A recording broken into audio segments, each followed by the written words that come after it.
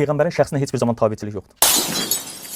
Uca Allah buyurur, Peyğəmbərin və çətin vaxtda ona tabe olan mühacirlərlə ənsarın tövbəsini şübhəsiz ki, Allah qəbul etdi.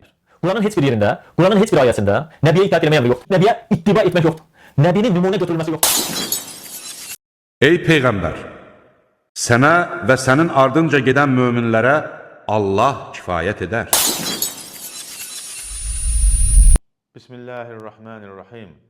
Qərbin əli ilə yetişdirilən bəziləri var ki, Məhəmməd Peyğəmbərə sallallahu aleyhi və səlləm etdikləri həsədə və başqa səbəblərə görə çalışırlar ki, onun sevgisini müsəlmanların əlindən alsınlar və onu yoldan keçən adi bir insan kimi qələmə versin. Elşad Miri də həmin o kəslərin batil və iyrənc sözlərini ölkəmizdə yaymaq niyyəti ilə səylər göstərir. Lakin bu Miri və onun hocaları anlamırlar ki, Uca Allahın, Quran-ı Kərimin və Məhəmməd Peyğəmbərin sallallahu aleyhi və səlləm sevgisini müsəlmanların qəlbindən heç kəs çıxara bilməyəcək. Çünki İslama və onun dəyərlərinə hücum etdikcə İslam daha da genişlənir və daha da güclənir. Ona görə də Nəbiyə Quran-ı Kərimin Nəbi gəlirsə, heç bir zaman Nəbiyə itaat yoxdur. Heç bir zaman Nəbiyə ittiba yoxdur. Quranda Peyğəmbərə itaət, tabiçilik yoxdur deyən Elşad Miri kimi bu kəslərə bəzi ayələr oxuyacağam.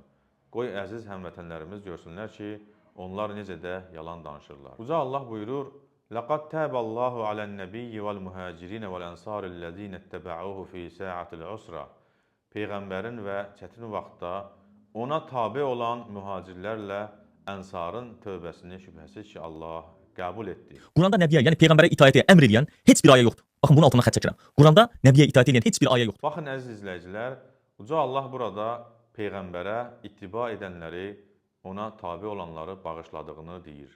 Elşad isə deyir ki, Quranda heç bir zaman Nəbiyə, Peyğəmbərə ittiba, yəni tabe olmaq, ardınca getmək yoxdur. Həmçinin Uca Allah buyurur, وَلَوْ كَانُوا يُؤْمِنُونَ بِاللّٰهِ وَالنَّبِيِّ وَمَا أُنْزِلَ إِلَيْهِ مَا اتَّخَذُوهُمْ أَوْلِيَاءَ وَلَكِنَّ كَثِيرًا مِنْهُمْ فَاسِقُونَ Əgər onlar Allaha, Peyğəmbərə və ona nazil edilənə iman gətirsəydilər, onları, kafirləri özlərinə dost tutmazdılar.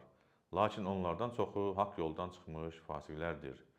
İman gətirmək boş-boşuna olmur, nəticəsi də əlbəttə ki, tabe olmaqdır. Uca Allah burada onlara Peyğəmbərə iman etməyə əmr eləyir, həvəsləndirir və sonra da məlumdur ki, onlara iman etməyə əmr eləyirsə, deməli nəticəsi o Peyğəmbərə tabe olmaqdır. Həmçinin digər ayədə Uca Allah buyurur ki, وَمَا أَرْسَلْنَا فِي قَرْيَةٍ مِّن نَّبِيٍّ إِلَّا أَخَذْنَا أَهْلَهَا بِالْبَأْسَاءِ وَالضَّرَّاءِ لَعَلَّهُمْ يَضَّرَّعُونَ Biz hansı bir məmləkətə Peyğəmbər göndərdiksə, onun əhalisini müsibətə və bəlaya saldıq ki, bəlkə günahlarını başa düşərək Allaha yalvarıb yaxarsınlar. Əlbəttə ki, bəlaya düşmələrinin səbəbi bu mübarək ayədə deyilən Peyğəmbərləri tanımayıb, itaət etmədikləri olmuşdur. Görəsən, niyə Nəbini nümunə göstərən bircə ayə mövcud deyil? Uca Allah digər ayədə buyurur, وَيَسْتَأْذِنُ فَرِيقٌ مِّنْهُمُ النَّبِيِّ Onlardan bir dəstə də Peyğəmbərdən izin istəyir. Peyğəmbərdən izin istəməyin, icazə almağın arxasında əlbəttə ki, itaət və tabiçilik durur. Elşad isə deyir ki, Quranda Peyğəmbərə itaət və tabiçilik yoxdur. Quran Nəbi olan Muhammedə itaat etməyi əmr eləmir. Həmçinin Uca Allah buyurur, Yə əyyuhən nəbiyyü, qul li əzvacikə və bənatikə və nisəil müminin, yudninə aleyhinnə min cələbibihin. Ey Peyğəmbər, zövcələrinə, qızlarına və möminlərin qadınlarına de ki, örtüklərini öz üzərlərinə örtsünlər. Deməli, Peyğəmbər əmr edir və əmr edirsə itaət olunmalıdır. Həmçinin Quranda hicab yoxdur deyənlər bu ayəni yaxşı oxusunlar.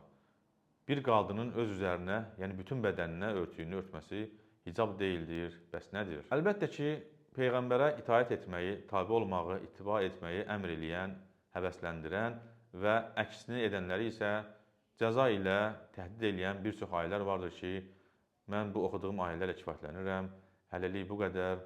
Uca Allaha əmanət qalın.